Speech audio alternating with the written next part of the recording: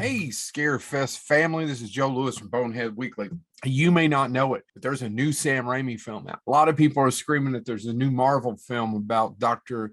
some such, but I just know there's a new Sam Raimi film out. So I went to see Doctor Strange in the Multiverse of Madness or Madness of Multiverses or whatever. I don't know. I'm a little sick of the multiverse. I'm a little sick of superheroes. You heard me say this before. I like the first Doctor Strange film directed by Scott Derrickson. It's pretty good, actually. Go back and rewatch it. I reached Marvel decided to make what they call a horror film. I don't know that any of them have quite ever seen a horror film, but I knew they weren't going to quite get it. And then it didn't work out between Scott Derrickson and them. Scott comes from horror genre too, and there's several films that are really good. They hired Sam Raimi, and I was excited because Sam Raimi's my favorite director. Is Doctor Strange in the Madness and Multiverse Madness any good? It's not bad. I enjoyed it. Saw it in the theater with my good friend, and he and I were talking, and at the end of it, we looked at each other, and I said, well, that's a screwy film. Yeah, it's neither fish nor fowl. The third act is a lot of Sam Raimi. The third act is a lot of Sam Raimi when you get to, and it's not bad and it's a lot of fun. It just convoluted, slightly predictable, kind of like a Marvel film, but not one of the best Marvel films.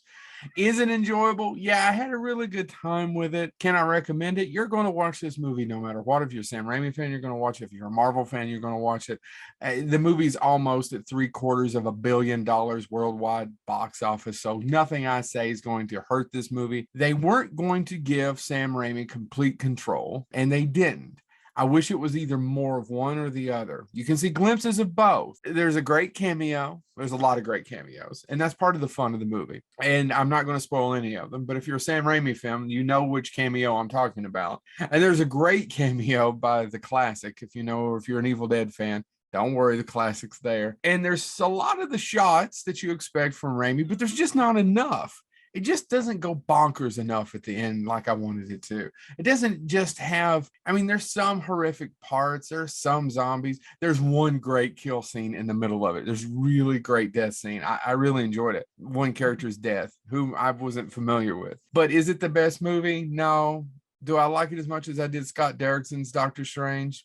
Probably not. Am I happy that there's a new Sam Raimi movie? Am I happy that he got the chance to make another movie with, such a big budget? Of course. Is it great?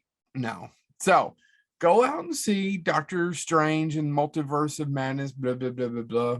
Benedict Cumberbatch, pretty good. They've got to find a book. Does this sound familiar if you're a Sam Raimi fan? There's a book that if has evil incantations in it, that if you read it, you can control things. Does any of this sound familiar? There's some zombies. There's some cool demons at the end. I really did like that. There's a great creature at the beginning with one giant eye. Like that. It just doesn't quite flow, I guess is what I'm trying to say. But anyway, who am I to judge? Go ahead, check out Doctor Strange in the Mouth of Madness. Doctor Strange in the Multiverse of Multitude Madness, and enjoy it. This has been Joe Lewis of Bonehead Weekly. I wish this cat would shut the hell up.